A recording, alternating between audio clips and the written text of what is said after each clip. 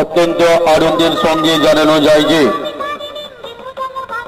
আগামী 15ই আগস্ট ভারতের ৭৯তম স্বাধীনতা দিবসের প্রাক্কালে বিগত বৎসরগুলির ন্যায় বর্তমান বৎসরেও মন্দিরতলা গ্র্যান্ড পার্ক মন্দিরতলা ভারত মাতা সেবা সমিতির পরিচালনায় ভারতের ৭৯তম স্বাধীনতা দিবস উদযাপন ও সাংস্কৃতিক অনুষ্ঠান ও স্বেচ্ছায় রক্তদান শিবিরের আয়োজন করা হয়েছে।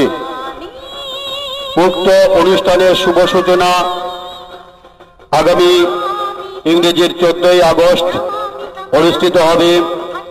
মহতী স্বেচ্ছায় রক্তদান শিবির সকাল থেকে 9টায় অনুষ্ঠিত হবে। স্বেচ্ছায় রক্তদান শিবিরের শুভ উদ্বোধন করবেন মাননীয় মন্ত্রী শ্রীযুত বঙ্কিমচন্দ্র হাজরা, ভারপ্রাপ্ত মন্ত্রী সুন্দরবন বিষয়ক দপ্তর পশ্চিমবঙ্গ সরকার। এছাড়া প্রধান অতিথির আসন অলঙ্কৃত করবেন শ্রীযুত অর্পণ নায়ক, ভারপ্রাপ্ত আধিকারিক, সাগর থানা।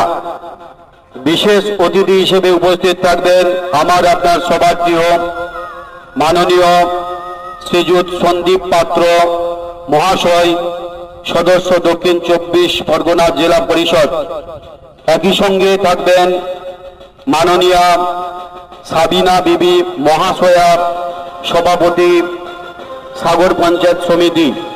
এছাড়া উপস্থিত থাকবেন শ্রীযুত